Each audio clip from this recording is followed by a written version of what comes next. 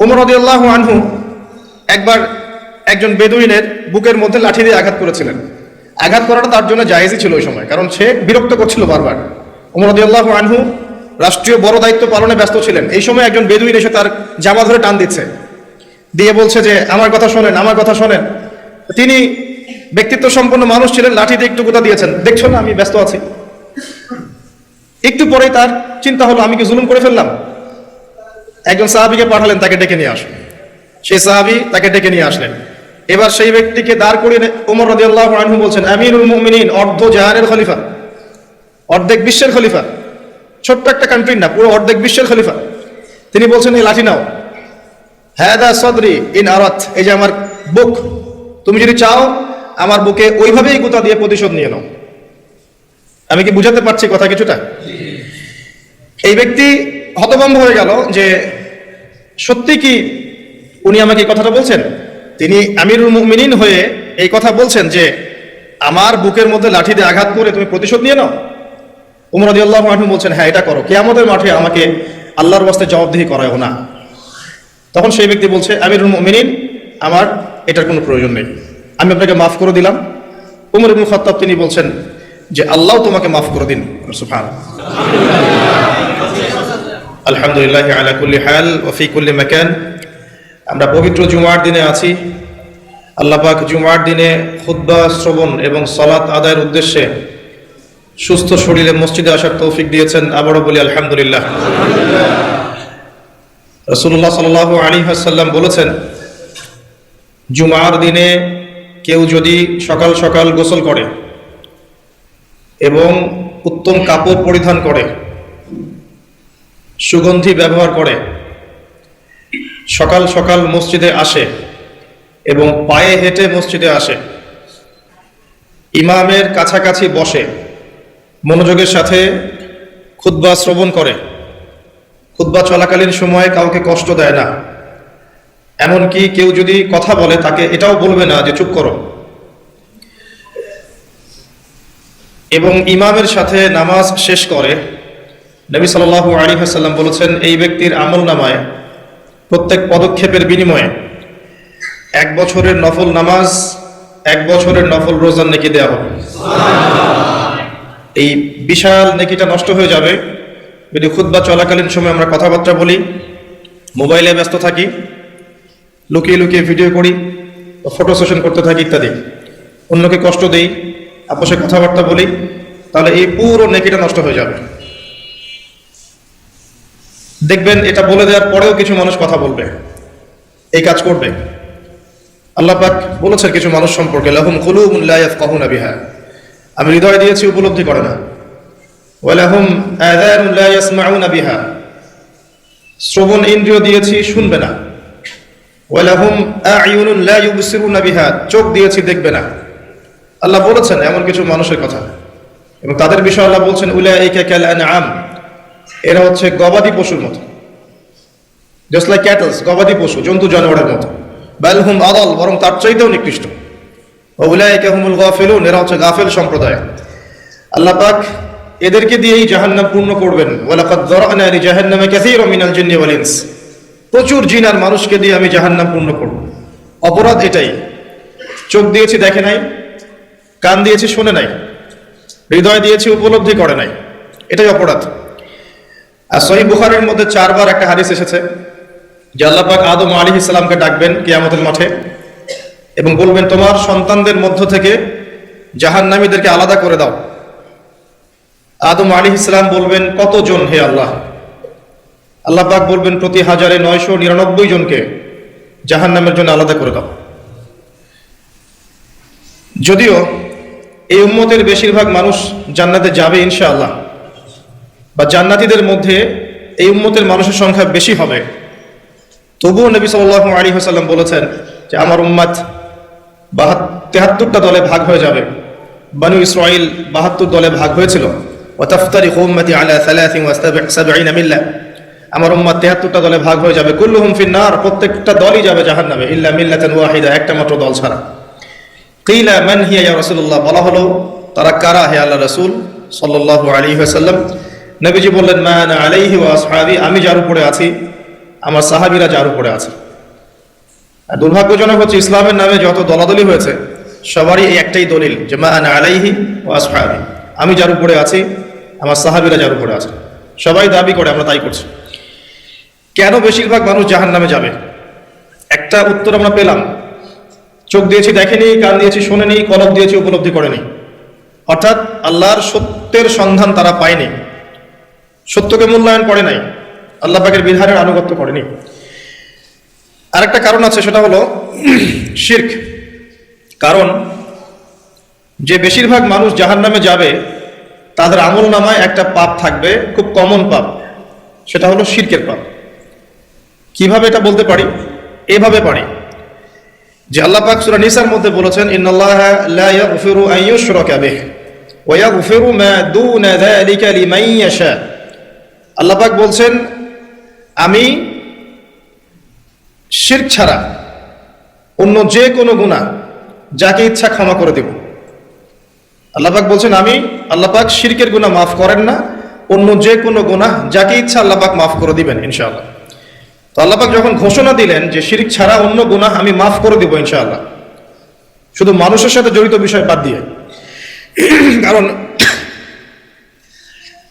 মানুষের সাথে জড়িত বিষয় আল্লাহ রাব্বুল আলামিনের কাছে ক্ষমা চেয়ে লাভ হচ্ছে না।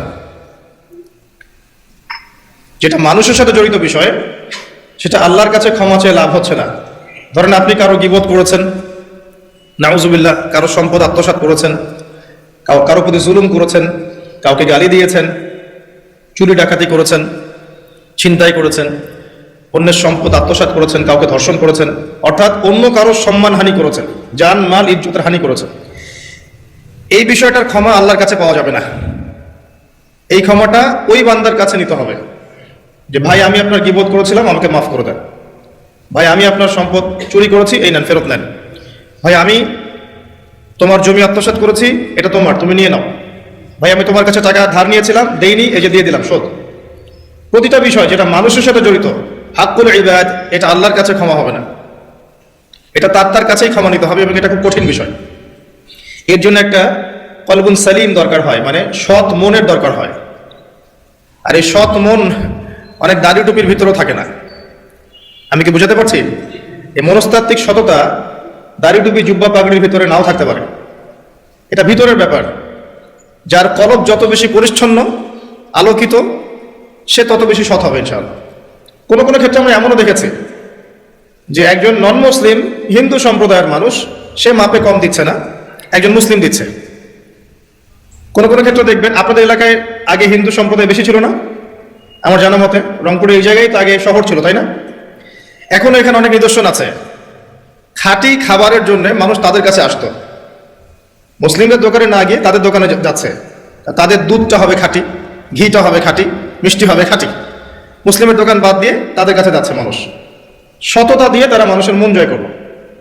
কোনো কোনো ক্ষেত্রে আপনি দেখবেন একজন অমুসলিম রাষ্ট্রের দায়িত্বে আছে, প্রশাসনে আছে, বা সামাজিক দায়িত্বে আছে, ব্যবসা করছে, চাকরি বাকরি করছে। কোনো কোনো ক্ষেত্রে দেখা যায় যে তারা অনেক মুসলিমের চেয়ে বেশি সৎ। হ্যাঁ, ঘুষ নিচ্ছে না, দুর্নীতি করছে না, ব্যবসায় মাপে কম দিচ্ছে না, সিন্ডিকেট করছে না, চোরা কারবারি করছে না, অনেক ক্ষেত্রে দেখা যায়। এই শ্রেণীর মানুষদেরকে আল্লাহ পাক হেদায়েত দিয়ে দিতে পারেন। যাদের মনের মধ্যে আল্লাহ পাক সততা দেখবেন, আল্লাহ পাক তাকে হেদায়েত দিবেন ইনশাআল্লাহ, এটাই নিয়ম। আর যার হৃদয়ের মধ্যে সততা নাই, বাহ্যিকভাবে যদি মনেও হয় যে সে জান্নাতের পথে হাঁটছে, এমন হতে পারে দিন শেষে ও জাহান্নামেই যাবে, নাউজুবিল্লাহ। তো যে প্রসঙ্গে এখানে আসলাম, মানুষের সাথে জড়িত হকটা মানুষের সাথেই ডিল করতে হবে। এটা কাবা ঘরের গেলাফ ধরে কানলেও ক্ষমা হবে না, কারণ আল্লাহ পাক তো রহমানুর রহিম নন শুধু, আল্লাহ পাক ন্যায় বিচারকও বটে। কথা কি বুঝতে পারছেন? আল্লাহ পাক শুধু রহমানুর রহিম নন যে সব মাফ করে দিব, একই সাথে শাদীদুল ইকাব, কঠোর শাস্তিদাতাও বটে। এবং আল্লাহ পাকের ন্যায় বিচার, ইনসাফটা সবচেয়ে উপরে। আল্লাহ পাক ইনসাফ করবেন, ইনসাফ করবেন। রহমানুর রহিম কোন অর্থে? আল্লাহ পাক চান যে তার বান্দারা জান্নাতে যাক, এবং তার জন্য আল্লাহ পাক নবী রাসূল পাঠিয়েছেন, আসমানি কিতাব পাঠান, মানুষকে খাওয়ান, পড়ান, হেদায়েত দেন, ভালো মন্দ বোঝান, বিবেক দেন, সবকিছু দেন। রহমানুর রহিম ছাড়া কোনো সত্তা এমন করতে পারে? এরপরেও যখন মানুষ জাহান্নামের পথে হাঁটবে, তখন আল্লাহ পাক কি আমরা দোষ দিতে পারবো? পারবো না। কিয়ামতের দিনের দরকার ছিল আগে আমরা ভাবতাম যে কিয়ামতের দিনের কি দরকার ছিল, ছোটবেলায় ভাবতাম আর কি, যে এত সমস্যা, মানুষ হয়ে জন্ম নিয়েই তো বিপদে পড়ে গেলাম, কিয়ামতের দিনে তো অবস্থা খারাপ, কি জন্য আল্লাহ এত কঠিন শাস্তি দিবেন, জাহান্নাম সৃষ্টি করছেন ইত্যাদি। সত্যিকার অর্থে কিয়ামতের দিন না থাকলে কোনো জালেমের বিচার হতো না, যাদের বিচার দুনিয়া হয়নি। কথা কি বুঝতে পারছেন? যে জালেমদের বিচার দুনিয়াতে হয় নাই তারা পার পেয়ে যেত, কিয়ামতের মাঠ আছে বলেই তারা পার পাবে না। আর যে মাজলুমরা দুনিয়াতে কেঁদেছে, দুনিয়াতে কষ্ট সহ্য করেছে, সাফার করেছে, তাদের জন্য সুসংবাদ কিয়ামতের মাঠ, তারা সেখানে প্রতিদান পাবে ইনশাআল্লাহ। এই জন্যই কিয়ামতের মাঠের দরকার ছিল, না হলে সব জালেম কি হতো, পার পেয়ে যেত, যারা দুনিয়াতে বিচার পায়নি। তো এর জন্য সৎ মনের দরকার। যদি মানুষের সাথে জড়িত বিষয় থাকে তাকে ফেরত দিতে হবে। যদি আপনি জনগণের সম্পদ আত্মসাৎ করে থাকেন, সবার সামনে দাঁড়িয়ে বলতে হবে যে তোমাদের এই সম্পদ ছিল, আমি আত্মসাৎ করেছি, আমার সম্পদ থেকে এগুলো নিয়ে নাও, তারপরে জান্নাতের প্রশ্ন আসবে, তার আগে নয়। এত সহজ নয়। তাহলে কিয়ামতের মাঠে উঠে দেখবেন যে কিছু কিছু মানুষের ঘাড়ের মধ্যে দেখবেন রিলিফের মাল আছে। হ্যাঁ, কিয়ামতের মাঠে উঠে দেখবেন কিছু মানুষের ঘাড়ে রিলিফের মাল আছে, টিন আছে, গম আছে, চাল আছে, ত্রাণ আছে। নবী সাল্লাল্লাহু আলাইহি ওয়াসাল্লাম বলেছেন, যে যেটা আত্মসাৎ করবে সেটা নিয়ে কিয়ামতের মাঠে উঠবে। কেউ যদি একটা গরু আত্মসাৎ করে থাকে, গরু তার ঘাড়ে থাকবে। হ্যাঁ, গরু নিয়ে হাঁটবে সে। কেউ যদি ছাগল আত্মসাৎ করে থাকে, ছাগল থাকবে ঘাড়ে। কেউ যদি কারো জমি আত্মসাৎ করে থাকে, জমি, ওই এক তবক হলে 7 তবক চাপিয়ে দেওয়া হবে। তবক মানে তো বোঝেন, তবাক হলে আইন তবাক, কোরআন পড়ে দেখেন। এর জন্য দুনিয়াতে হকটা মেটাতে হবে, এটা খুব ডিফিকাল্ট। ওমর রাদিয়াল্লাহু আনহু একবার একজন বেদুইনের বুকের মধ্যে লাঠি দিয়ে আঘাত করেছিলেন। আঘাত করাটা তার জন্য জায়েজই ছিল ওই সময়, কারণ সে বিরক্ত করছিল বারবার। ওমর রাদিয়াল্লাহু আনহু রাষ্ট্রীয় বড় দায়িত্ব পালনে ব্যস্ত ছিলেন। এই সময় একজন বেদুইন এসে তার জামা ধরে টান দিচ্ছে, দিয়ে বলছে যে আমার কথা শোনেন, আমার কথা শোনেন। তিনি ব্যক্তিত্ব সম্পন্ন মানুষ ছিলেন, লাঠিতে একটু গুঁতা দিয়েছেন, দেখছো না আমি ব্যস্ত আছি।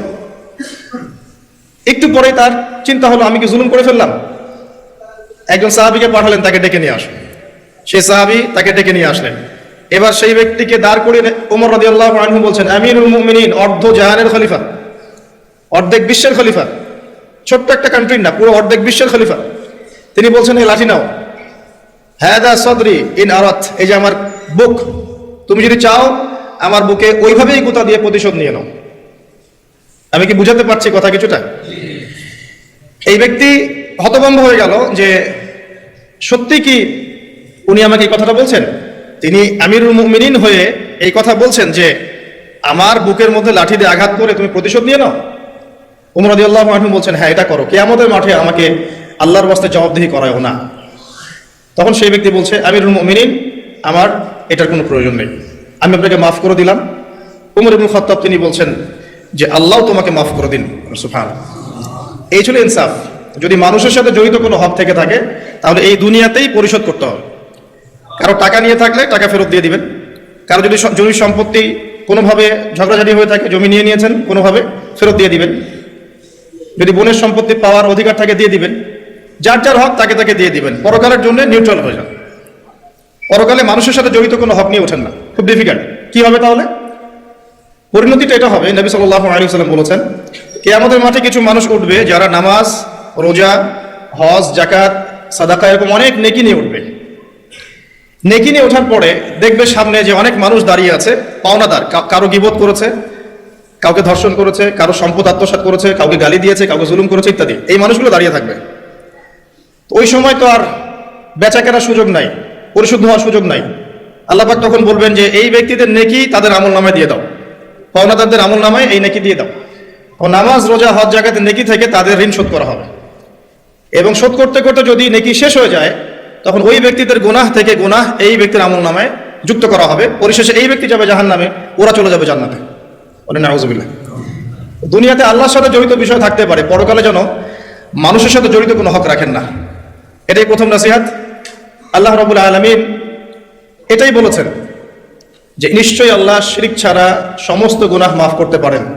তার মানে আমরা বুঝতে পারছি যে বেশিরভাগ মানুষ জাহান্নামে যাবে, তাদের আমল নামায় শিরকের পাপ থাকবে।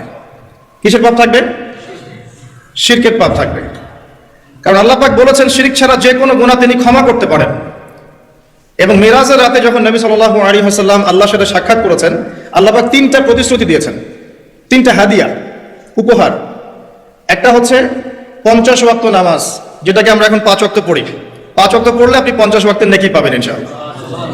আর এই উম্মতের যে কোনো নেকির কাজ 10 দিয়ে গুণ করা হবে। একটা ভালো কাজ করলে আপনি 10 গুণ নেকি পাবেন, আল্লাহ পাক এটা বলে দিয়েছেন। কিন্তু গুনাহ একটা করলে একটাই পাবেন, একটা গুনাহ করেছেন একটাই থাকবে, এটাকে 10 দিয়ে গুণ করা হবে না। এটা প্রথম হাদিয়া। দ্বিতীয় হাদিয়া হচ্ছে সূরা বাকারার শেষের 3টা আয়াত, সূরা বাকারার শেষের 3টা আয়াত, লিল্লাহি মা ফিস সামাওয়াতি, এখান থেকে ফানসুরুন আলাল কওমিল কাফিরিন পর্যন্ত, এটা একটা হাদিয়া। এবং নবী সাল্লাল্লাহু আলাইহি ওয়াসাল্লাম বলেছেন, রাতের বেলা কেউ যদি এই 3টা আয়াত পড়ে ঘুমায়, ঘুমানোর আগেই 3টা আয়াত পড়ে নিয়ে ঘুমায়, বা মাগরিবের নামাজের পর থেকে পড়া শুরু করে, কারণ মাগরিবের পর থেকে রাত শুরু হয়। পশ্চিমা বিশ্বের মতো 12টার পর থেকে রাত শুরু হয় না ইসলামে, সূর্য ডুবলেই রাত শুরু হয়। তো নবী সাল্লাল্লাহু আলাইহি ওয়াসাল্লাম বলছেন তার আমলনামায় সারা রাত ইবাদতের নেকি দেওয়া হবে ইনশাআল্লাহ। আরেকটা হাদিয়া হচ্ছে এটা, আল্লাহ পাক ঘোষণা দিয়েছেন, এই উম্মতের কোনো ব্যক্তি যদি শিরক না করে মারা যায়, এই উম্মতের কোনো ব্যক্তি যদি শিরক না করে মারা যায়, মানুষের সাথে জড়িত কোনো পাপ না থাকে, ইনশাআল্লাহ আল্লাহ পাক তাকে মাফ করে দিবেন। আর এই সূরা নিসার আয়াতটাও এটাই প্রমাণ করছে। আল্লাহ পাক বলছেন, ইন্নাল্লাহা লা ইয়াগফিরু আন ইউশরাকা বিহি, আল্লাহ পাক শিরকের গুনাহ মাফ করেন না, ওয়া ইয়াগফিরু মা দুনা যালিকা লিমান ইয়াশা, এবং এছাড়া যে কোনো পাপ আল্লাহ পাক যাকে ইচ্ছা মাফ করতে পারেন। আল্লাহ পাক পরম করুণাময়, অসীম দয়ালু। এক ব্যক্তি 100টা খুন করেছিল, 99টা খুন করার পরে, এটা বনু ইসরায়েলের ঘটনা, এটা গল্প নয়, কেচ্ছা কাহিনী নয়, সত্য ঘটনা। সে তওবার সুযোগ খুঁজছে, তওবা করা যাবে কিনা, খুঁজতে খুঁজতে খুঁজতে একজন আবেদের কাছে গিয়েছে। আবেদ মানে যে ইবাদত করে কিন্তু জ্ঞান নাই। 2 রকম মানুষ থাকে মুসলিমদের মধ্যে, একজন এক শ্রেণী আলেম, যারা জানে এবং জানা অনুযায়ী আমল করে, আর এক শ্রেণী হচ্ছে খুব একটা জানে না কিন্তু দেখা দেখি আমল করে, এদেরকে বলা হয় আবেদ। এই ব্যক্তি ছিল আবেদদের একজন। তার কাছে গিয়ে বলছে, আমার কি তওবা হবে, আমি 99টা খুন করেছি, সিরিয়াল কিলার। সেই ব্যক্তি বলেছে, না, তোমার কিসের ক্ষমা, তুমি এতগুলো খুন করেছো, তোমার ক্ষমা হতে পারে? তো রাগে এই ব্যক্তিকেও সে খুন করেছে, করে 100টা পূর্ণ করেছে। এরপরে আরেকজনের সন্ধান পেয়েছে যে একজন আলেম, তার কাছে গিয়ে তওবার সুযোগ খুঁজছে। সে বলল, হ্যাঁ, তোমার তওবা হবে ইনশাআল্লাহ, তুমি খালেসভাবে তওবা করো, করে এই এলাকা থেকে চলে যাও, কারণ তওবার পরে একটা নতুন জীবন শুরু করবে। এই পরিবেশে থাকলে তুমি অতীতের হিস্ট্রিগুলো তোমার মনে পড়বে, তুমি চলে যাও দূরে কোথাও, সেখানে গিয়ে থাকা শুরু করো। সে তওবা করে ওইদিকে চলে যাচ্ছিল, রাস্তায় মৃত্যু হয়। এবার 2 শ্রেণীর ফেরেশতা চলে আসছে, জান্নাতের এবং জাহান্নামী। কে তার আত্মা নেবে? আমরা মৃত্যুর সময় টের পেয়ে যাবো যে কে জান্নাতি কে জাহান্নামী, ফেরেশতাদের আকৃতি দেখেই, ঠিক আছে? আর একজন মানুষের মৃত্যু থেকেই তার কিয়ামত শুরু হয়ে যায়। কিয়ামত কবে হবে এর চেয়ে বড় কথা যে মৃত্যুর জন্য আমরা প্রস্তুত কিনা। তো এখন জাহান্নামের ফেরেশতারা রূহ নিতে চাচ্ছে ওই ব্যক্তির, আবার জান্নাতি ফেরেশতারাও চাচ্ছে, দুজনের মাঝখানে একটা ডিবেট চলছে। আল্লাহ রাব্বুল আলামিন তখন কৌশল করে বললেন, তোমরা রাস্তাটা মেপে দেখো, সে যতদূর এসেছিল এই রাস্তার পরিমাপ বেশি, না যেখানে যাচ্ছিল এর পরিমাপ বেশি। দেখা গেল সে যতদূর গিয়েছিল এর পরিমাপ বেশি। আল্লাহ পাক জমিনকে প্রশস্ত করে দিলেন। এভাবে কৌশল করে আল্লাহ পাক এই ব্যক্তিকে মাফ করে দিলেন। এখানে আপনাকে খুনের অ্যাক্সেস দেওয়া হচ্ছে না, এই হাদিসটা বলে আপনাকে খুন করতে উৎসাহিত করা হচ্ছে না, আপনাকে বোঝানো হচ্ছে আল্লাহ পাকের মার্সি, দয়া কত প্রশস্ত। আরেক ব্যক্তি ছিল, সে ব্যভিচারিণী, ব্যক্তি না, সে মহিলা, সে ব্যভিচারিণী মহিলা, প্রস্টিটিউশনে ছিল, যাকে আমরা এখন যৌনকর্মী বলি বর্তমান আধুনিক সভ্যতায়, সো কল্ড আধুনিক সভ্যতায়। এবং তাদের অধিকারের জন্য আমরা অনেক কিছুই করতে চেষ্টা করি। আমরা অনেক স্লোগানও দিই, আমার দেহ আমার সিদ্ধান্ত, নাউযুবিল্লাহ। তো এই মহিলা রাস্তা দিয়ে যাচ্ছিল, দেখেছে একটা কুকুর পিপাসার্থ, প্রচন্ড পিপাসার্থ, জিহ্বা বেরিয়ে গেছে। তার মায়া লাগলো, সে নিজের মোজাটা খুলে কুয়াতে নামালো, নামে অনেক কষ্ট করে সে পানি উঠালো, উঠিয়ে কুকুরকে পান করিয়েছে। এই একটা কাজের জন্য আল্লাহ পাক তাকে মাফ করে দিয়েছে। আরেকজন ব্যক্তি যে প্রচন্ড পাপী ছিল, মৃত্যুর সময় সে তার সন্তানদেরকে ওসিয়ত করছে যে আমি অনেক অন্যায় করেছি, আল্লাহ যদি আমাকে ধরতে পারেন তাহলে আমার অবস্থা খারাপ। তো আমি যখন মারা যাব তখন আমার দেহটাকে পুড়িয়ে ফেলবে, পুড়িয়ে অর্ধেক ছাই বাতাসে ভাসিয়ে দিবে, আর অর্ধেক ছাই সমুদ্রে ভাসিয়ে দিবে, মানে বাতাসে অর্ধেক উড়িয়ে দিবে, সমুদ্রে অর্ধেক ভাসিয়ে দিবে। ছেলেটা তাই করলো। এই ব্যক্তির আকীদা কি, যদি আল্লাহ আমাকে ধরতে পারেন তাহলে খবর আছে। তার মানে ওর আকীদা যে আল্লাহ ধরতে পারবেন না এমন করলো, এটা কিন্তু কুফরি আকীদা, তাই নয় কি? পুনরুত্থানে বিশ্বাস না করাটা কুফরি নয় কি? ইমানের 6টা পিলারে একটা হচ্ছে পরকালে বিশ্বাস, তাই না? একটা পিলারই তো তার মধ্যে নাই। তো সন্তানরা তাই করলো। আল্লাহ পাক সাগরকে বললেন ছাই জমা করে দাও, জমিনকে বললেন ছাই জমা করে দাও। আর বাই দ্য ওয়ে, আল্লাহর আদেশ প্রকৃতি শোনে, মানুষ না শুনলে প্রকৃতি শোনে। সাগরের পাড়ে গিয়ে আপনি দাঁড়ান, দাঁড়িয়ে থাকবেন, এই বিশাল সমুদ্র গর্জন করতে করতে আসবে, এসে বিনয়ের সাথে আপনার পা ধুয়ে দিবে। আল্লাহ পাক তাকে এই আদেশ করেছেন, তোমার সামনে দাঁড়ালে পা ধুয়ে দিও, অহংকার করো না। আল্লাহ যখন ওই সমুদ্রকে আদেশ করবেন যে এই জনপদের লোকেরা আমার আদেশ মানছে না, জলোচ্ছ্বাস দিয়ে উড়িয়ে দাও, সমুদ্র তাই করবে। প্রকৃতি আল্লাহর কথা শোনে। তো ছাই জড়ো করা হলো, জড়ো করার পরে আল্লাহ পাক এই ব্যক্তিকে আবার পুনরুজ্জীবিত করে জিজ্ঞাসা করলেন, কি জন্য এই কাজটা করেছেন, কেন এই কাজটা করেছো? তখন এই ব্যক্তি বলছে, হাদিসের কথাগুলো এমন, এই ব্যক্তি বলছে, মিন খাশিয়াতিকা ইয়া রাব্বি, আল্লাহ আমি তোমার ভয়ে এই কাজটা করেছিলাম। আর তুমি খুব ভালো করে জানো হে আল্লাহ যে আমি তোমার ভয়ে করেছি না অন্য কোনো কারণে করেছি। আল্লাহ পাক বললেন, আমি তোমাকে মাফ করে দিলাম। আর দুজন ব্যক্তি, এটা বলে সামনে যাচ্ছে, আর দুজন ব্যক্তি, এটা আমাদের মুসলিমদের জন্য শিক্ষা আছে।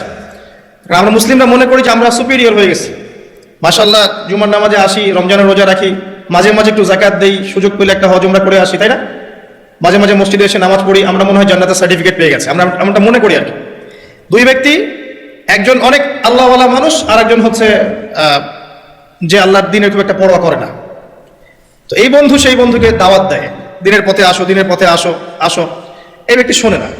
তো একদিন এই ব্যক্তি বলে ফেললো, যে ব্যক্তি একটু পায়াস টাইপের রিলিজিয়াস মুসলিম, সে বলে ফেললো যে আল্লাহ তোকে কখনো মাফ করবে না। কথাটা শুনেন, আল্লাহ তোকে মাফ করবে না, তোকে এত ডাকি দাওয়াত দিয়ে তুই কথা শুনিস না। মৃত্যুর পর আল্লাহ পাক এই দুইজনকে জীবিত করলেন, জীবিত করে বললেন, কে তোমাকে ইখতিয়ার দিয়েছে যে আমি কাউকে ক্ষমা করবো কি করবো না এই বিষয়ে সিদ্ধান্ত দেওয়ার? আজকে আমি ওকে মাফ করে দিলাম আর তোমাকে জাহান্নামে দিলাম, যাও। যার মনের মধ্যে যাররা পরিমাণ অহংকার থাকবে সে ব্যক্তি জান্নাতে যেতে পারবে না। আর অহংকার এবং রিয়াটা এত সূক্ষ্ম যে অন্ধকার রাতে কালো পাথরের উপরে যদি কালো পিঁপড়া হাঁটে, এটা যেমন সূক্ষ্ম, রিয়া এবং অহংকার এতটাই সূক্ষ্ম। এবং যখন আপনারা ইসলামিক ব্যক্তিত্বদেরকে নিয়ে আইওয়াশ এবং শোডাউনে লিপ্ত হন, তখন অহংকার তাদের মনের মধ্যে চলে আসতে পারে। এই বিষয়গুলো থেকে সম্পূর্ণ দূরে থাকা উচিত। আল্লাহ পাক আপনাদেরকে বোঝার তৌফিক দান করুন। শিরকের পাপ থেকে বেঁচে থাকুন, মানুষের সাথে জড়িত পাপ থেকে বেঁচে থাকুন। আল্লাহ পাক পরম করুণাময়, অসীম দয়ালু, আল্লাহ পাক সমস্ত গুনাহ মাফ করতে পারেন। এর মানে এই নয় যে গুনার এক্সেস দেওয়া হচ্ছে, লাইসেন্স দেওয়া হচ্ছে, এমনটা নয়। আল্লাহ পাকের দয়া বোঝানো হচ্ছে। আল্লাহ আপনাকে ভালোবাসেন এবং আল্লাহই আপনাকে প্রকৃত অর্থে ভালোবাসেন, বাকিরা আপনাকে স্বার্থের জন্য ভালোবাসেন। মনে রাখবেন, প্রকৃত অর্থে শুধু আল্লাহই তার বান্দাদেরকে ভালোবাসেন, বাকিরা মানুষের অবস্থানকে ভালোবাসে, মানুষের ব্যক্তিসত্তাকে নয়, আপনার আত্মাকে নয়, আপনার অবস্থানকে। এটা আপনি হারে হারে উপলব্ধি করবেন যত দিন যাবে। বাকি বিষয়গুলো স্বার্থকেন্দ্রিক। আল্লাহ রাব্বুল আলামিনের ভালোবাসা স্বার্থকেন্দ্রিক নয়, নিঃস্বার্থ। তাই আল্লাহর জন্য ভালোবাসুন। মাকে ভালোবাসেন আল্লাহর জন্য, বাবাকে ভালোবাসেন আল্লাহর জন্য, আপনি সন্তান সন্ততিকে ভালোবাসেন আল্লাহর জন্য, স্ত্রীকে ভালোবাসেন আল্লাহর জন্য। তাদের জন্য করেন আল্লাহকে সন্তুষ্ট করার জন্য, তাদের কাছে কিছু পাওয়ার আশায় না। যখন আপনি কারো কাছে কিছু পাওয়ার আশা করবেন, তখন তার কাছ থেকে কষ্ট পাবেন। যখন কারো কাছে কিছু পাওয়ার জন্য আপনি আশা করবেন, তখন তার কাছে কষ্ট পাবেন। এর বাইরে একটা ভালোবাসা থেকে, ডিভাইন, আল্লাহর পক্ষ থেকে আসে। সেই দুই ব্যক্তি যারা আরশের ছায়া ছায়া পাবে, ওই 7 শ্রেণীর মধ্যে এক শ্রেণী হচ্ছে ওই দুই ব্যক্তি যারা একে অপরকে শুধু আল্লাহর জন্য ভালোবাসত।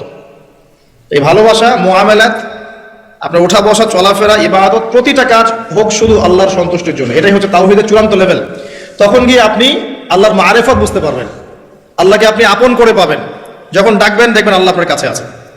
এমন সময় দেখবেন মনে মনে কিছু চিন্তা করেছেন যে আমার এটা দরকার, দেখবেন বাসায় গিয়ে ওটা হাজির আপনার সামনে। নবী সাল্লাল্লাহু আলাইহি ওয়াসাল্লাম এটাই বলেছেন, জুতার ফিতার প্রয়োজন হলেও আল্লাহর কাছে চেয়ে নাও। তোমার যদি জুতার ফিতার প্রয়োজন হয় আল্লাহর কাছে চেয়ে নাও, কারোর কাছে চেয়েও না। আব্দুর রহমান বিন আউফ রাদিয়াল্লাহু আনহু মদিনায় গিয়েছেন হিজরত করে। অন্য একজন সাহাবী বলছেন, আমার 2টা বাড়ি আছে, একটা নিয়ে নেন, 2টা জমি আছে, একটা নিয়ে নেন। আব্দুর রহমান বিন আউফ তিনি বলছেন, আরিনি আইনা সুক, আমাকে দেখিয়ে দাও যে বাজার কোথায়। অল্প কিছু খেজুর কিনলেন, আল্লাহর প্রতি তাওয়াক্কুল করে গায়রাতের পরিচয় দিলেন, ব্যক্তিত্বের পরিচয় দিলেন, দিয়ে তিনি চলে গেলেন বাজারে। বাজারে গিয়ে ব্যবসা শুরু করলেন। মাত্র 7 বছরের ব্যবধানে তিনি মদিনার শ্রেষ্ঠ ধনীদের একজন হয়েছেন। আল্লাহর হয়ে যান, শুধু আল্লাহকে আপন করে নেন, দেখবেন সবকিছু আপনার অনুকূলে ইনশাআল্লাহ। ইন্না সলাতি ওয়া নুসুকি ওয়া মাহইয়ায়া ওয়া মামাতি লিল্লাহি রাব্বিল আলামিন, এই কনসেপ্টে আসেন। ইব্রাহিম আলাইহিস সালাম বলেছেন, আমার সালাত, আমার যত কুরবানি, আমার জীবন, আমার হায়াত, মৃত্যু সবকিছু আল্লাহর জন্য। তখন দেখবেন দুনিয়াতে যদি আল্লাহর পথে চলতে আপনি বাধা পান, বিপত্তি পান, কষ্ট পান, দুঃখ কষ্ট আসে, বালা মুসিবত আসে, আপনার মুখে হাসি থাকবে, আপনি বুঝবেন এগুলো আল্লাহর জন্য, আল্লাহ এগুলোর প্রতিদান দিবেন ইনশাআল্লাহ। এবার আসেন আরেকটা পয়েন্টে এসে আমি আলোচনা শেষ করতে চাই। আমাদের সামনে একটা মৌসুম অপেক্ষা করছে, আল্লাহর ক্ষমা পাওয়ার। তিন শ্রেণীর মানুষের জন্য নবী সাল্লাল্লাহু আলাইহি ওয়াসাল্লাম অভিশাপ দিয়েছেন। অভিশাপ।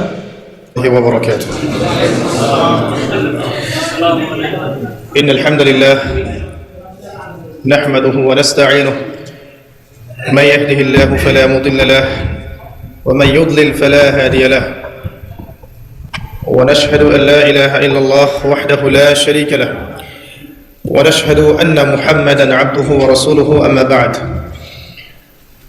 فأعوذ بالله من الشيطان الرجيم بسم الله الرحمن الرحيم وقال الله تعالى في كلامه المجيد والفرقانه الحميد يا أيها الذين آمنوا اتقوا الله حق تقاته ولا تموتن إلا وأنتم مسلمون وقال رسول الله صلى الله عليه وسلم القرآن حجة لك أو عليك رب اشرح لي صدري ويسر لي أمري واحلل عقدة من لساني يفقه قولي اللهم فقهنا في الدين وعلمنا التأويل اللهم اجعلنا منهم الذين آمنوا وعملوا الصالحات وتواصوا بالحق وتواصوا بالصبر الحمد لله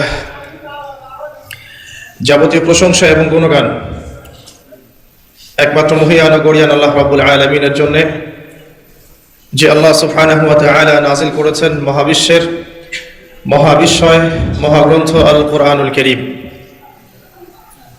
যে আল্লাহ পাক আমাদেরকে আজকে সুস্থ শরীরে মসজিদে আসার তৌফিক দান করেছেন, আমাদেরকে মুসলিম পরিবারে জন্মগ্রহণ করার তৌফিক দান করেছেন, মুহাম্মদ সাল্লাল্লাহু আলাইহি ওয়াসাল্লামের উম্মাহ হওয়ার সৌভাগ্য দান করেছেন, সকলেই শুকরিয়া আদায় করি, বলি আলহামদুলিল্লাহ।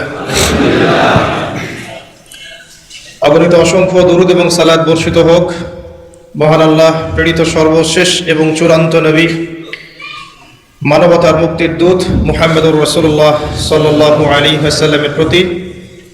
আমরা সংক্ষিপ্ত আকারে দরুদ পড়ি, আল্লাহুম্মা সাল্লি আলা মুহাম্মদ আল্লাহুম্মা বারিক আলা মুহাম্মদ। সম্মানিত উপস্থিতি, কেমন আছেন আপনারা? আলহামদুলিল্লাহ আলা কুল্লি হাল ওয়া ফি কুল্লি মাকান। আমরা পবিত্র জুমার দিনে আছি। আল্লাহ পাক জুমার দিনে খুতবা শ্রবণ এবং সালাত আদায়ের উদ্দেশ্যে সুস্থ শরীরে মসজিদে আসার তৌফিক দিয়েছেন, আবারও বলি আলহামদুলিল্লাহ। রাসূলুল্লাহ সাল্লাল্লাহু আলাইহি ওয়াসাল্লাম বলেছেন, জুমার দিনে কেউ যদি সকাল সকাল গোসল করে এবং উত্তম কাপড় পরিধান করে, সুগন্ধি ব্যবহার করে, সকাল সকাল মসজিদে আসে এবং পায়ে হেঁটে মসজিদে আসে, ইমামের কাছাকাছি বসে, মনোযোগের সাথে খুতবা শ্রবণ করে, খুতবা চলাকালীন সময়ে কাউকে কষ্ট দেয় না, এমনকি কেউ যদি কথা বলে তাকে এটাও বলবে না যে চুপ করো, এবং ইমামের সাথে নামাজ শেষ করে, নবী সাল্লাল্লাহু আলাইহি ওয়াসাল্লাম বলেছেন, এই ব্যক্তির আমলনামায় প্রত্যেক পদক্ষেপের বিনিময়ে 1 বছরের নফল নামাজ, 1 বছরের নফল রোজার নেকি দেওয়া হবে। এই বিশাল নেকিটা নষ্ট হয়ে যাবে যদি খুতবা চলাকালীন সময় আমরা কথাবার্তা বলি, মোবাইলে ব্যস্ত থাকি, লুকিয়ে লুকিয়ে ভিডিও করি, ফটো সেশন করতে থাকি ইত্যাদি, অন্যকে কষ্ট দেই, আপোষে কথাবার্তা বলি, তাহলে এই পুরো নেকিটা নষ্ট হয়ে যাবে। দেখবেন এটা বলে দেওয়ার পরেও কিছু মানুষ কথা বলবে, এই কাজ করবে। আল্লাহ পাক বলেছেন কিছু মানুষ সম্পর্কে, লাহুম কুলুবুন লা ইয়াফকাহুনা বিহা, আমি হৃদয় দিয়েছি উপলব্ধি করে না, ওয়া লাহুম আযানুন লা ইয়াসমাউনা বিহা, শ্রবণ ইন্দ্রিয় দিয়েছি শুনবে না, ওয়া লাহুম আ'য়ুনুন লা ইউবসিরুনা বিহা, চোখ দিয়েছি দেখবে না। আল্লাহ বলেছেন এমন কিছু মানুষের কথা, এবং তাদের বিষয়ে আল্লাহ বলছেন, উলাইকা কাল আনআম, এরা হচ্ছে গবাদি পশুর মতো, জাস্ট লাইক ক্যাটলস, গবাদি পশু, জন্তু জানোয়ারের মতো। বাল হুম আদাল, বরং তার চাইতেও নিকৃষ্ট। ওয়া উলাইকা হুমুল গাফিলুন, এরা হচ্ছে গাফিল সম্প্রদায়। আল্লাহ পাক এদেরকে দিয়েই জাহান্নাম পূর্ণ করবেন। ওয়া লাকাদ যারানা লি জাহান্নামা কাসীরাম মিনাল জিন্নি ওয়াল ইনস, প্রচুর জিন আর মানুষকে দিয়ে আমি জাহান্নাম পূর্ণ করব। অপরাধ এটাই, চোখ দিয়েছি দেখে নাই, কান দিয়েছি শোনে নাই, হৃদয় দিয়েছি উপলব্ধি করে নাই, এটাই অপরাধ। আর সহিহ বুখারীর মধ্যে 4 বার একটা হাদিস এসেছে যে আল্লাহ পাক আদম আলাইহিস সালামকে ডাকবেন কিয়ামতের মাঠে, এবং বলবেন তোমার সন্তানদের মধ্য থেকে জাহান্নামীদেরকে আলাদা করে দাও। আদম আলাইহিস সালাম বলবেন কতজন হে আল্লাহ? আল্লাহ পাক বলবেন প্রতি 1999 জনকে জাহান্নামের জন্য আলাদা করে দাও। যদিও এই উম্মতের বেশিরভাগ মানুষ জান্নাতে যাবে ইনশাআল্লাহ, বা জান্নাতীদের মধ্যে এই উম্মতের মানুষের সংখ্যা বেশি হবে, তবুও নবী সাল্লাল্লাহু আলাইহি ওয়াসাল্লাম বলেছেন যে আমার উম্মত 73টা দলে ভাগ হয়ে যাবে। বনু ইসরাঈল 72 দলে ভাগ হয়েছিল। ওয়া তাফতারিকু উম্মতি আলা 73 মিল্লাহ, আমার উম্মত 73টা দলে ভাগ হয়ে যাবে। কুল্লুহুম ফিন্নার, প্রত্যেকটা দলই যাবে জাহান্নামে, ইল্লা মিল্লাতান ওয়াহিদা, একটা মাত্র দল ছাড়া। কিলা মান হিয়া ইয়া রাসূলুল্লাহ, বলা হলো তারা কারা হে আল্লাহ রাসূল সাল্লাল্লাহু আলাইহি ওয়াসাল্লাম? নবীজি বললেন মা আনা আলাইহি ওয়া আসহাবি, আমি যার উপরে আছি, আমার সাহাবীরা যার উপরে আছে। আর দুর্ভাগ্যজনক হচ্ছে ইসলামের নামে যত দলাদলি হয়েছে সবারই এই একটাই দলিল যে মা আনা আলাইহি ওয়া আসহাবি, আমি যার উপরে আছি, আমার সাহাবীরা যার উপরে আছে। সবাই দাবি করে, আমরা তাই করছি। কেন বেশিরভাগ মানুষ জাহান্নামে যাবে? একটা উত্তর আমরা পেলাম, চোখ দিয়েছি দেখেনি, কান দিয়েছি শোনেনি, কলব দিয়েছি উপলব্ধি করেনি। অর্থাৎ আল্লাহর সত্যের সন্ধান তারা পায়নি, সত্যকে মূল্যায়ন করে নাই, আল্লাহ পাকের বিধানের আনুগত্য করেনি। আরেকটা কারণ আছে, সেটা হলো শিরক। কারণ যে বেশিরভাগ মানুষ জাহান্নামে যাবে তাদের আমল নামায় একটা পাপ থাকবে, খুব কমন পাপ, সেটা হলো শিরকের পাপ। কিভাবে এটা বলতে পারি?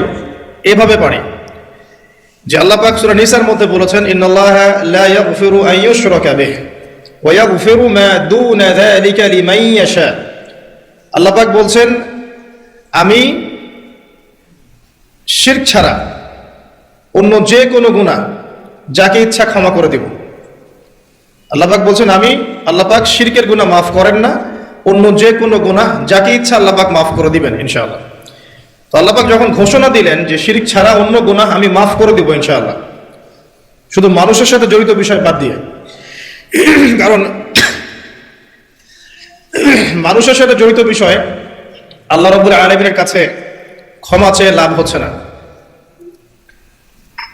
যেটা মানুষের সাথে জড়িত বিষয় সেটা আল্লাহর কাছে ক্ষমা চেয়ে লাভ হচ্ছে না। ধরেন আপনি কারো গীবত করেছেন, নাউজুবিল্লাহ, কারো সম্পদ আত্মসাৎ করেছেন, কারো প্রতি জুলুম করেছেন, কাউকে গালি দিয়েছেন, চুরি ডাকাতি করেছেন, ছিনতাই করেছেন, অন্যের সম্পদ আত্মসাৎ করেছেন, কাউকে ধর্ষণ করেছেন, অর্থাৎ অন্য কারো সম্মান হানি করেছেন, জান মাল ইজ্জতের হানি করেছেন। এই বিষয়টার ক্ষমা আল্লাহর কাছে পাওয়া যাবে না। এই ক্ষমাটা ওই বান্দার কাছে নিতে হবে যে ভাই আমি আপনার গীবত করেছিলাম, আমাকে মাফ করে দেন। ভাই আমি আপনার সম্পদ চুরি করেছি, এই নেন, ফেরত নেন। ভাই আমি তোমার জমি আত্মসাৎ করেছি, এটা তোমার, তুমি নিয়ে নাও।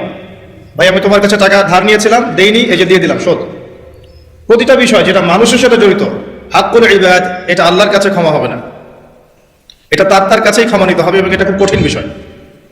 এর জন্য একটা কলবুন সালিম দরকার হয়, মানে সৎ মনের দরকার হয়। আর এই সৎ মন অনেক দাড়ি টুপির ভিতরেও থাকে না। আমি কি বুঝাতে পারছি? এই মনস্তাত্ত্বিক সততা দাড়ি টুপি জুব্বা পাগড়ির ভিতরে নাও থাকতে পারে, এটা ভিতরের ব্যাপার। যার কলব যত বেশি পরিচ্ছন্ন আলোকিত, সে তত বেশি সৎ হবে ইনশাআল্লাহ। কোনো কোনো ক্ষেত্রে আমরা এমনও দেখেছি যে একজন নন মুসলিম হিন্দু সম্প্রদায়ের মানুষ, সে মাপে কম দিচ্ছে না, একজন মুসলিম দিচ্ছে। কোনো কোনো ক্ষেত্রে দেখবেন আপনাদের এলাকায় আগে হিন্দু সম্প্রদায় বেশি ছিল না? আমার জানা মতে রংপুরে এই জায়গায় তো আগে শহর ছিল, তাই না? এখনো এখানে অনেক নিদর্শন আছে। খাঁটি খাবারের জন্য মানুষ তাদের কাছে আসতো, মুসলিমদের দোকানে না গিয়ে তাদের দোকানে যাচ্ছে। তাদের দুধটা হবে খাঁটি, ঘিটা হবে খাঁটি, মিষ্টি হবে খাঁটি। মুসলিমের দোকান বাদ দিয়ে তাদের কাছে যাচ্ছে মানুষ, সততা দিয়ে তারা মানুষের মন জয় করবে। কোনো কোনো ক্ষেত্রে আপনি দেখবেন একজন অমুসলিম রাষ্ট্রের দায়িত্বে আছে, প্রশাসনে আছে, বা সামাজিক দায়িত্বে আছে, ব্যবসা করছে, চাকরি বাকরি করছে। কোনো কোনো ক্ষেত্রে দেখা যায় যে তারা অনেক মুসলিমের চেয়ে বেশি সৎ। হ্যাঁ, ঘুষ নিচ্ছে না, দুর্নীতি করছে না, ব্যবসায় মাপে কম দিচ্ছে না, সিন্ডিকেট করছে না, চোরা কারবারি করছে না, অনেক ক্ষেত্রে দেখা যায়। এই শ্রেণীর মানুষদেরকে আল্লাহ পাক হেদায়েত দিয়ে দিতে পারেন। যাদের মনের মধ্যে আল্লাহ পাক সততা দেখবেন, আল্লাহ পাক তাকে হেদায়েত দিবেন ইনশাআল্লাহ, এটাই নিয়ম। আর যার হৃদয়ের মধ্যে সততা নাই, বাহ্যিকভাবে যদি মনেও হয় যে সে জান্নাতের পথে হাঁটছে, এমন হতে পারে দিন শেষে ও জাহান্নামেই যাবে। নাউজুবিল্লাহ। তো যে প্রসঙ্গে এখানে আসলাম, মানুষের সাথে জড়িত হকটা মানুষের সাথেই ডিল করতে হবে। এটা কাবা ঘরের গেলাফ ধরে কানলেও ক্ষমা হবে না, কারণ আল্লাহ পাক তো রহমানুর রহিম নন, শুধু আল্লাহ পাক ন্যায় বিচারকও বটে। কথা কি বুঝতে পারছেন? আল্লাহ পাক শুধু রহমানুর রহিম নন যে সব মাফ করে দিব, একই সাথে শাদীদুল ইকাব, কঠোর শাস্তিদাতাও বটে। এবং আল্লাহ পাকের ন্যায় বিচার, ইনসাফটা সবচেয়ে উপরে। আল্লাহ পাক ইনসাফ করবেন, ইনসাফ করবেন। রহমানুর রহিম কোন অর্থে? আল্লাহ পাক চান যে তার বান্দারা জান্নাতে যাক, এবং তার জন্য আল্লাহ পাক নবী রাসূল পাঠিয়েছেন, আসমানি কিতাব পাঠান, মানুষকে খাওয়ান, পড়ান, হেদায়েত দেন, ভালো মন্দ বোঝান, বিবেক দেন, সবকিছু দেন।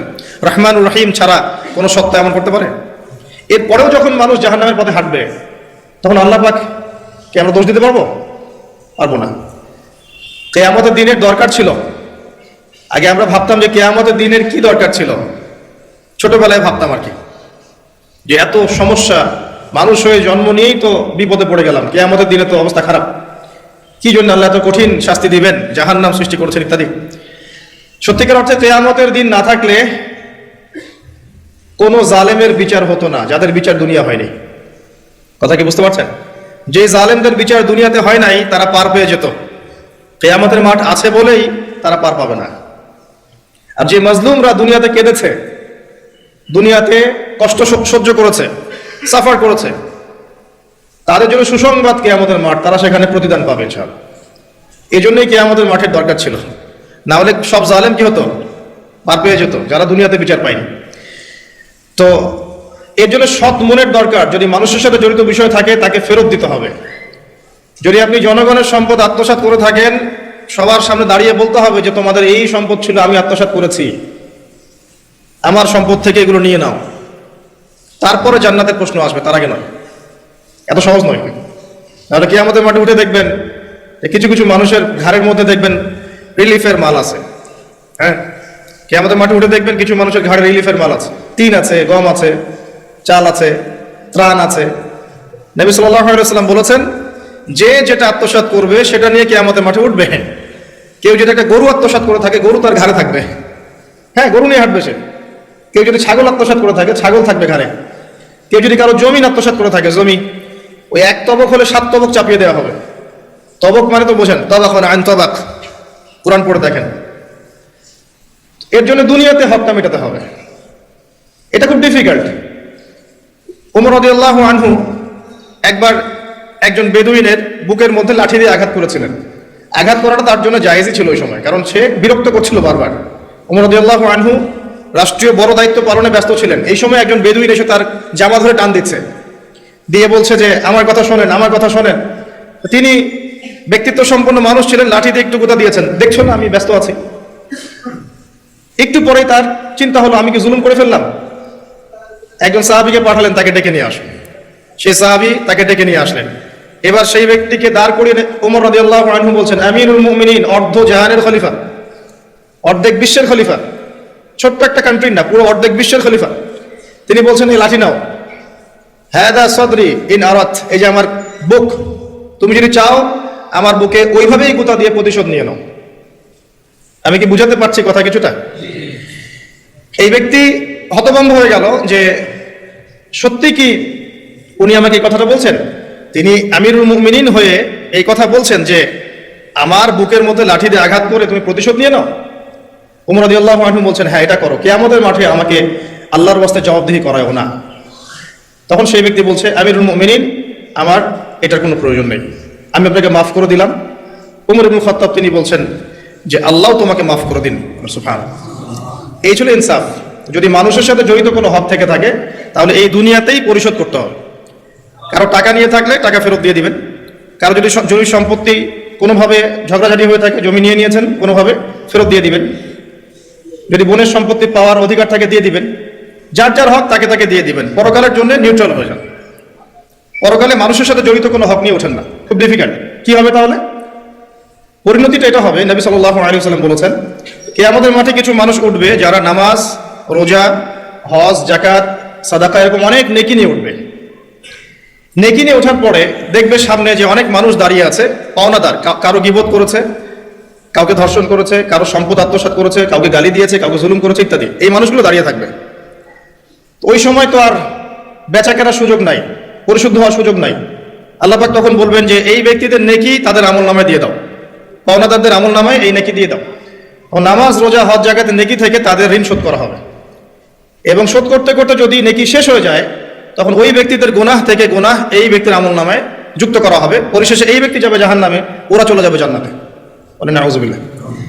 দুনিয়াতে আল্লাহর সাথে জড়িত বিষয় থাকতে পারে, পরকালে যেন মানুষের সাথে জড়িত কোনো হক রাখেন না। এটাই প্রথম নসিহত। আল্লাহ রাব্বুল আলামিন এটাই বলেছেন যে নিশ্চয়ই আল্লাহ শিরক ছাড়া সমস্ত গুনাহ মাফ করতে পারেন। তার মানে আমরা বুঝতে পারছি যে বেশিরভাগ মানুষ জাহান্নামে যাবে, তাদের আমল নামায় শিরকের পাপ থাকবে। কিসের পাপ থাকবে? শিরকের পাপ থাকবে। কারণ আল্লাহ পাক বলেছেন শিরক ছাড়া যে কোনো গুনাহ তিনি ক্ষমা করতে পারেন। এবং মেরাজের রাতে যখন নবী সাল্লাল্লাহু আলাইহি ওয়াসাল্লাম আল্লাহর সাথে সাক্ষাৎ করেছেন, আল্লাহ পাক 3টা প্রতিশ্রুতি দিয়েছেন, 3টা হাদিয়া, উপহার। একটা হচ্ছে 50 ওয়াক্ত নামাজ, যেটাকে আমরা এখন 5 ওয়াক্ত পড়ি। 5 ওয়াক্ত পড়লে আপনি 50 ওয়াক্তের নেকি পাবেন ইনশাআল্লাহ। আর এই উম্মতের যে কোনো নেকির কাজ 10 দিয়ে গুণ করা হবে। একটা ভালো কাজ করলে আপনি 10 গুণ নেকি পাবেন, আল্লাহ পাক এটা বলে দিয়েছেন। কিন্তু গুনাহ একটা করলে একটাই পাবেন, একটা গুনাহ করেছেন একটাই থাকবে, এটাকে 10 দিয়ে গুণ করা হবে না। এটা প্রথম হাদিয়া। দ্বিতীয় হাদিয়া হচ্ছে সূরা বাকারার শেষের 3টা আয়াত। সূরা বাকারার শেষের 3টা আয়াত, লিল্লাহি মা ফিস সামাওয়াতি, এখান থেকে ফানসুরুন আলাল কওমিল কাফিরিন পর্যন্ত, এটা একটা হাদিয়া। এবং নবী সাল্লাল্লাহু আলাইহি ওয়াসাল্লাম বলেছেন রাতের বেলা কেউ যদি এই 3টা আয়াত পড়ে ঘুমায়, ঘুমানোর আগে এই 3টা আয়াত পড়ে নিয়ে ঘুমায়, বা মাগরিবের নামাজের পর থেকে পড়া শুরু করে, কারণ মাগরিবের পর থেকে রাত শুরু হয়। পশ্চিমা বিশ্বের মতো 12টার পর থেকে রাত শুরু হয় না, ইসলামে সূর্য ডুবলেই রাত শুরু হয়। তো নবী সাল্লাল্লাহু আলাইহি ওয়াসাল্লাম বলছেন তার আমল নামায় সারা রাত ইবাদতের নেকি দেওয়া হবে ইনশাআল্লাহ। আরেকটা হাদিয়া হচ্ছে এটা, আল্লাহ পাক ঘোষণা দিয়েছেন এই উম্মতের কোনো ব্যক্তি যদি শিরক না করে মারা যায়, এই উম্মতের কোনো ব্যক্তি যদি শিরক না করে মারা যায়, মানুষের সাথে জড়িত কোনো পাপ না থাকে, ইনশাআল্লাহ আল্লাহ পাক তাকে মাফ করে দিবেন। আর এই সূরা নিসার আয়াতটাও এটাই প্রমাণ করছে। আল্লাহ পাক বলছেন ইন্নাল্লাহা লা ইয়াগফিরু আন ইউশরাকা বিহি, আল্লাহ পাক শিরকের গুনাহ মাফ করেন না, ওয়া ইয়াগফিরু মা দুনা যালিকা লিমান ইয়াশা, এবং এছাড়া যে কোনো পাপ আল্লাহ পাক যাকে ইচ্ছা মাফ করতে পারেন। আল্লাহ পাক পরম করুণাময়, অসীম দয়ালু। এক ব্যক্তি 100টা খুন করেছিল, 99টা খুন করার পরে, এটা বনু ইসরাইলের ঘটনা, এটা গল্প নয়, কেচ্ছা কাহিনী নয়, সত্য ঘটনা। সে তওবার সুযোগ খুঁজছে, তওবা করা যাবে কিনা খুঁজতে খুঁজতে খুঁজতে একজন আবেদের কাছে গিয়েছে। আবেদ মানে যে ইবাদত করে কিন্তু জ্ঞান নাই। 2 রকম মানুষ থাকে মুসলিমদের মধ্যে, একজন এক শ্রেণী আলেম যারা জানে এবং জানা অনুযায়ী আমল করে, আর এক শ্রেণী হচ্ছে খুব একটা জানে না কিন্তু দেখা দেখে আমল করে, এদেরকে বলা হয় আবেদ। এই ব্যক্তি ছিল আবেদদের একজন। তার কাছে গিয়ে বলছে আমার কি তওবা হবে, আমি 99টা খুন করেছি, সিরিয়াল কিলার। সেই ব্যক্তি বলেছে না, তোমার কিসের ক্ষমা, তুমি এতগুলো খুন করেছো, তোমার ক্ষমা হতে পারে? তো রাগে এই ব্যক্তিকেও সে খুন করেছে, করে 100টা পূর্ণ করেছে। এরপরে আরেকজনের সন্ধান পেয়েছে যে একজন আলেম, তার কাছে গিয়ে তওবার সুযোগ খুঁজছে। সে বলল হ্যাঁ তোমার তওবা হবে ইনশাআল্লাহ, তুমি খালেস ভাবে তওবা করো, করে এই এলাকা থেকে চলে যাও। কারণ তওবার পর একটা নতুন জীবন শুরু করবে, এই পরিবেশে থাকলে তুমি অতীতের হিস্ট্রিগুলো তোমার মনে পড়বে, তুমি চলে যাও দূরে কোথাও, সেখানে গিয়ে থাকা শুরু করো। সে তওবা করে ওইদিকে চলে যাচ্ছিল, রাস্তায় মৃত্যু হয়।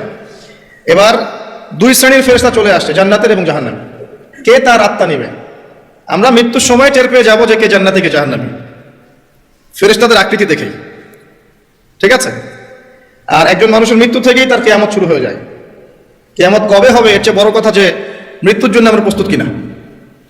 তো এখন জাহান্নামের ফেরেশতারা রূহ নিতে চাচ্ছে ওই ব্যক্তির, আবার জান্নাতি ফেরেশতারাও চাচ্ছে, দুজনের মাঝখানে একটা ডিবেট চলছে। আল্লাহ রাব্বুল আলামিন তখন কৌশল করে বললেন তোমরা রাস্তাটা মেপে দেখো, সে যতদূর এসেছিল এই রাস্তার পরিমাপ বেশি না যেখানে যাচ্ছিল এর পরিমাপ বেশি। দেখা গেল সে যতদূর গিয়েছিল এর পরিমাপ বেশি, আল্লাহ পাক জমিনকে প্রশস্ত করে দিলেন। এভাবে কৌশল করে আল্লাহ পাক এই ব্যক্তিকে মাফ করে দিলেন। এখানে আপনাকে খুনের অ্যাক্সেস দেওয়া হচ্ছে না, এই হাদিসটা বলে আপনাকে খুন করতে উৎসাহিত করা হচ্ছে না, আপনাকে বোঝানো হচ্ছে আল্লাহ পাকের মার্সি, দয়া কত প্রশস্ত। আরেক ব্যক্তি ছিল, সে ব্যভিচারিণী, ব্যক্তি না সে মহিলা, সে ব্যভিচারিণী মহিলা, প্রস্টিটিউশনে ছিল, যাকে আমরা এখন যৌনকর্মী বলি বর্তমান আধুনিক সভ্যতায়, সো কল্ড আধুনিক সভ্যতায়। এবং তাদের অধিকারের জন্য আমরা অনেক কিছুই করতে চেষ্টা করি। আমরা একটা স্লোগানও দিই, আমার দেহ আমার সিদ্ধান্ত, নাউজুবিল্লাহ। তো এই মহিলা রাস্তা দিয়ে যাচ্ছিল, দেখেছে একটা কুকুর পিপাসার্থ, প্রচন্ড পিপাসার্থ, জিহ্বা বেরিয়ে গেছে, তার মায়া লাগলো। সে নিজের মোজাটা খুলে কুয়াতে নামালো, না আমি অনেক কষ্ট করে সে পানি উঠালো, উঠিয়ে কুকুরকে পান করিয়েছে, এই একটা কাজের জন্য আল্লাহ পাক তাকে মাফ করে দিয়েছে। আরেকজন ব্যক্তি যে প্রচন্ড পাপী ছিল, মৃত্যুর সময় সে তার সন্তানদেরকে ওসিয়ত করছে যে আমি অনেক অন্যায় করেছি, আল্লাহ যদি আমাকে ধরতে পারেন তাহলে আমার অবস্থা খারাপ।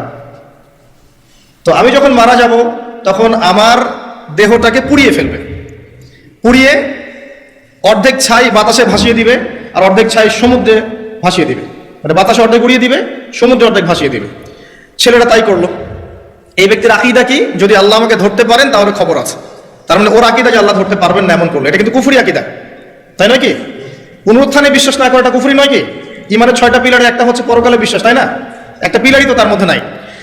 তো সন্তানরা তাই করলো। আল্লাহ পাক সাগরকে বললেন ছাই জমা করে দাও, জমিনকে বললেন ছাই জমা করে দাও। আর বাই দ্য ওয়ে, আল্লাহর আদেশ প্রকৃতি শোনে, মানুষ না শুনলে প্রকৃতি শোনে। সাগরের পাড়ে গিয়ে আপনি দাঁড়ান, দাঁড়িয়ে থাকবেন, এই বিশাল সমুদ্র গর্জন করতে করতে আসবে, এসে বিনয়ের সাথে আপনার পা ধুয়ে দিবে। আল্লাহ পাক তাকে এই আদেশ করেছেন, তোমার সামনে দাঁড়ালে পা ধুয়ে দিও, অহংকার করো না। আল্লাহ যখন ওই সমুদ্রকে আদেশ করবেন যে এই জনপদের লোকেরা আমার আদেশ মানছে না, জলোচ্ছ্বাস দিয়ে উড়িয়ে দাও, সমুদ্র তাই করবে। প্রকৃতি আল্লাহর কথা শোনে। তো ছাই জড়ো করা হলো। জড়ো করার পরে আল্লাহ পাক এই ব্যক্তিকে আবার পুনরুজ্জীবিত করে জিজ্ঞাসা করলেন, কি জন্য এই কাজটা করেছেন, কেন এই কাজটা করেছো? তখন এই ব্যক্তি বলছে, হাদিসের কথাগুলো এমন, এই ব্যক্তি বলছে মিন খাশিয়াতিকা ইয়া রাব্বি, আল্লাহ আমি তোমার ভয়ে এই কাজটা করেছিলাম, আর তুমি খুব ভালো করেই জানো হে আল্লাহ যে আমি তোমার ভয়ে করেছি না অন্য কোনো কারণে করেছি। আল্লাহ পাক বললেন আমি তোমাকে মাফ করে দিলাম। আর দুজন ব্যক্তি, এটা বলে সামনে যাচ্ছে, আর দুজন ব্যক্তি, এটা আমাদের মুসলিমদের জন্য শিক্ষা আছে। আমরা মুসলিমরা মনে করি যে আমরা সুপিরিয়র হয়ে গেছি, মাশাআল্লাহ জুমার নামাজে আসি, রমজানের রোজা রাখি, মাঝে মাঝে একটু জাকাত দেই, সুযোগ পেলে একটা হজ উমরা করে আসি, তাই না? মাঝে মাঝে মসজিদে এসে নামাজ পড়ি, আমরা মনে হয় জান্নাতের সার্টিফিকেট পেয়ে গেছি, আমরা এমনটা মনে করি আর কি। দুই ব্যক্তি, একজন অনেক আল্লাহওয়ালা মানুষ, আর একজন হচ্ছে যে আল্লাহর দিনের খুব একটা পরোয়া করে না। তো এই বন্ধু সেই বন্ধুকে দাওয়াত দেয়, দিনের পথে আসো, দিনের পথে আসো আসো। এই ব্যক্তি শোনে না। তো একদিন এই ব্যক্তি বলে ফেললো, যে ব্যক্তি একটু পায়াস টাইপের রিলিজিয়াস মুসলিম, সে বলে ফেললো যে আল্লাহ তোকে কখনো মাফ করবে না। কথাটা শোনেন, আল্লাহ তোকে মাফ করবে না, তোকে এত ডাকি দাওয়াত দিই, তুই কথা শুনিস না। মৃত্যুর পরে আল্লাহ পাক এই দুইজনকে জীবিত করলেন, জীবিত করে বললেন কে তোমাকে ইখতিয়ার দিয়েছে যে আমি কাউকে ক্ষমা করব কি করব না এই বিষয়ে সিদ্ধান্ত দেওয়ার? আজকে আমি ওকে মাফ করে দিলাম আর তোমাকে জাহান্নামে দিলাম, যাও। যার মনের মধ্যে যাররা পরিমাণ অহংকার থাকবে সে ব্যক্তি জান্নাতে যেতে পারবে না। আর অহংকার এবং রিয়াটা এত সূক্ষ্ম যে অন্ধকার রাতে কালো পাথরের উপরে যদি কালো পিঁপড়া হাঁটে, এটা যেমন সূক্ষ্ম, রিয়া এবং অহংকার এতটাই সূক্ষ্ম। এবং যখন আপনারা ইসলামিক ব্যক্তিত্বদেরকে নিয়ে আইওয়াশ এবং শোডাউনে লিপ্ত হন, তখন অহংকার তাদের মনের মধ্যে চলে আসতে পারে। এই বিষয়গুলো থেকে সম্পূর্ণ দূরে থাকা উচিত। আল্লাহ পাক আপনাদেরকে বোঝার তৌফিক দান করুন। শিরকের পাপ থেকে বেঁচে থাকুন, মানুষের সাথে জড়িত পাপ থেকে বেঁচে থাকুন। আল্লাহ পাক পরম করুণাময়, অসীম দয়ালু, আল্লাহ পাক সমস্ত গুনাহ মাফ করতে পারেন। এর মানে এই নয় যে গুনার এক্সেস দেওয়া হচ্ছে, লাইসেন্স দেওয়া হচ্ছে, এমনটা নয়। আল্লাহ পাকের দয়া বোঝানো হচ্ছে, আল্লাহ আপনাকে ভালোবাসেন এবং আল্লাহই আপনাকে প্রকৃত অর্থে ভালোবাসেন, বাকিরা আপনাকে স্বার্থের জন্য ভালোবাসেন। মনে রাখবেন, প্রকৃত অর্থে শুধু আল্লাহই তার বান্দাদেরকে ভালোবাসেন, বাকিরা মানুষের অবস্থানকে ভালোবাসে, মানুষের ব্যক্তিসত্তাকে নয়, আপনার আত্মাকে নয়, আপনার অবস্থানকে। এটা আপনি হারে হারে উপলব্ধি করবেন যত দিন যাবে। বাকি বিষয়গুলো স্বার্থকেন্দ্রিক। আল্লাহ রাব্বুল আলামিনের ভালোবাসা স্বার্থকেন্দ্রিক নয়, নিঃস্বার্থ। আল্লাহর জন্য ভালোবাসুন। মাকে ভালোবাসেন আল্লাহর জন্য, বাবাকে ভালোবাসেন আল্লাহর জন্য, আপনি সন্তান সন্ততিকে ভালোবাসেন আল্লাহর জন্য, স্ত্রীকে ভালোবাসেন আল্লাহর জন্য। তাদের জন্য করেন আল্লাহকে সন্তুষ্ট করার জন্য, তাদের কাছে কিছু পাওয়ার আশায় না। যখন আপনি কারো কাছে কিছু পাওয়ার আশা করবেন তখন তার কাছ থেকে কষ্ট পাবেন। যখন কারো কাছে কিছু পাওয়ার জন্য আপনি আশা করবেন তখন তার কাছে কষ্ট পাবেন। এর বাইরে একটা ভালোবাসা থেকে, ডিভাইন, আল্লাহর পক্ষ থেকে আসে। সেই দুই ব্যক্তি যারা আরশের ছায়া পাবে, ওই 7 শ্রেণীর মধ্যে এক শ্রেণী হচ্ছে ওই দুই ব্যক্তি যারা একে অপরকে শুধু আল্লাহর জন্য ভালোবাসত। এই ভালোবাসা, মুআমালাত, আপনার ওঠা বসা, চলাফেরা, ইবাদত, প্রতিটা কাজ হোক শুধু আল্লাহর সন্তুষ্টির জন্য। এটাই হচ্ছে তাওহীদের চূড়ান্ত লেভেল। তখন গিয়ে আপনি আল্লাহর মারিফাত বুঝতে পারবেন, আল্লাহকে আপনি আপন করে পাবেন। যখন ডাকবেন দেখবেন আল্লাহ আপনার কাছে আছে। এমন সময় দেখবেন মনে মনে কিছু চিন্তা করেছেন যে আমার এটা দরকার, দেখবেন বাসায় গিয়ে ওটা হাজির আপনার সামনে। নবী সাল্লাল্লাহু আলাইহি ওয়াসাল্লাম এটাই বলেছেন, জুতার ফিতা প্রয়োজন হলেও আল্লাহর কাছে চেয়ে নাও। তোমার যদি জুতার ফিতার প্রয়োজন হয় আল্লাহর কাছে চেয়ে নাও, কারোর কাছে চেয়েও না। আব্দুর রহমান বিন আউফ রাদিয়াল্লাহু আনহু মদিনায় গিয়েছেন হিজরত করে। অন্য একজন সাহাবী বলছেন আমার 2টা বাড়ি আছে, একটা নিয়ে নেন, 2টা জমি আছে, একটা নিয়ে নেন। আব্দুর রহমান বিন আউফ তিনি বলছেন, আরিনি আইনা সুক, আমাকে দেখিয়ে দাও যে বাজার কোথায়। অল্প কিছু খেজুর কিনলেন, আল্লাহর প্রতি তাওয়াক্কুল করে গায়রাতের পরিচয় দিলেন, ব্যক্তিত্বের পরিচয় দিলেন, দিয়ে তিনি চলে গেলেন বাজারে। বাজারে গিয়ে ব্যবসা শুরু করলেন। মাত্র 7 বছরের ব্যবধানে তিনি মদিনার শ্রেষ্ঠ ধনীদের একজন হয়েছেন। আল্লাহর হয়ে যান, শুধু আল্লাহকে আপন করে নেন, দেখবেন সবকিছু আপনার অনুকূলে ইনশাআল্লাহ। ইন্না সলাতি ওয়া নুসুকি ওয়া মাহইয়ায়া ওয়া মামাতি লিল্লাহি রাব্বিল আলামিন, এই কনসেপ্টে আসেন। ইব্রাহিম আলাইহিস সালাম বলেছেন, আমার সালাত, আমার যত কুরবানি, আমার জীবন, আমার হায়াত, মৃত্যু সবকিছু আল্লাহর জন্য। তখন দেখবেন দুনিয়াতে যদি আল্লাহর পথে চলতে আপনি বাধা পান, বিপত্তি পান, কষ্ট পান, দুঃখ কষ্ট আসে, বালা মুসিবত আসে, আপনার মুখে হাসি থাকবে, আপনি বুঝবেন এগুলো আল্লাহর জন্য, আল্লাহ এগুলোর প্রতিদান দিবেন ইনশাআল্লাহ। এবার আসেন আরেকটা পয়েন্টে এসে আমি আলোচনা শেষ করতে চাই। আমাদের সামনে একটা মৌসুম অপেক্ষা করছে আল্লাহর ক্ষমা পাওয়ার।